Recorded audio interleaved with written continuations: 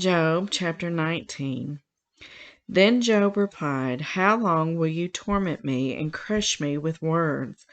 10 times now you have reproached me. Shamelessly you attack me. If it is true that I have gone astray, my error remains my concern alone. If indeed you would exalt yourselves above me and use my humiliation against me, then know that God has wronged me and drawn his net around me. Though I cry violence, I get no response. Though I call for help, there is no justice. He has blocked my way so I cannot pass. He has shrouded my paths in darkness. He has stripped me of my honor and removed the crown from my head. He tears me down on every side till I am done. He uproots my hope like a tree. His anger burns against me. He counts me among his enemies. His troops advance in force. They build a siege ramp against me and encamp around my tent. He has alienated my family from me. My acquaintances are completely estranged from me. My relatives have gone away. My closest friends have forgotten me. My guests and my female servants count me a foreigner. They look at me as a stranger. I summon my servant, but he does not answer, though I beg him with my own mouth. My breath is offensive to my wife. I am loathsome to my own family. Even the little boys scorn me. When I appear, they ridicule me. All my intimate friends detest me. Those I love have turned against me. I am nothing but skin and bones. I have escaped only by the skin of my teeth. Have pity on me, my friends, have pity. For the hand of God has struck me. Why do you pursue me as God does? Will you never get enough of my flesh? Oh, that my words were recorded, that they were written on a scroll, that they were inscribed with an iron tool on lead or engraved in rock forever. I know that my Redeemer lives, and that in the end he will stand on the earth. And after my sin has been destroyed, yet in my flesh I will see God. I myself will see him with my own eyes, I and not another. How my heart yearns within me. If you say, "How we will hound him, since the root of the trouble lies in him," you should fear the sword yourselves, for wrath will bring punishment by the sword, and then you will know that there is judgment. Chapter 20, Zophar.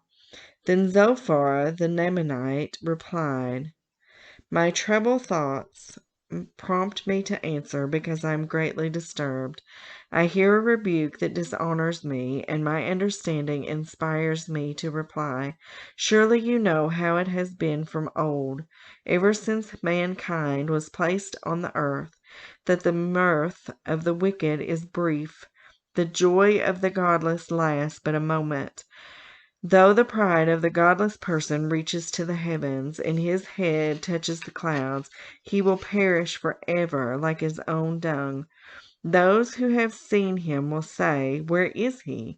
Like a dream he flies away, no more to be found, banished like a vision of the night. The eye that saw him will not see him again.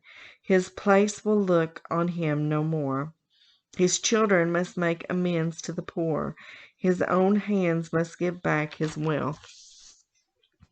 The youthful vigor that fills his bones will lie with him in the dust. Though evil is sweet in his mouth, and he hides it under his tongue, though he cannot bear to let it go, and lets it linger in his mouth, yet his food will turn sour in his stomach. It will become the venom of serpents within him. He will spit out the riches he swallowed. God will make his stomach vomit them up. He will suck the poison of serpents. The fangs of an adder will kill him. He will not enjoy the streams, the rivers flowing with honey and cream. What he toiled for he must give back uneaten. He will not enjoy the profit from his trading, for he has oppressed the poor and left them destitute. He has seized houses he did not build. Surely he will have no respite from his craving. He cannot save himself by his treasure. Nothing is left for him to devour. His prosperity will not endure. In the midst of his plenty, distress will overtake him.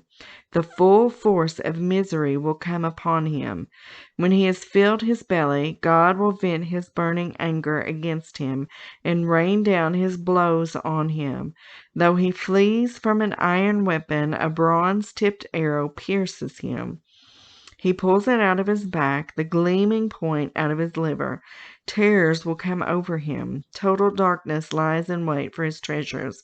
A fire unfanned will consume him and devour what is left in his tent. The heavens will expose his guilt. The earth will rise up against him. A flood will carry off his house. Rushing waters on the day of God's wrath, such as the fate God allots the wicked, the heritage appointed for them by God.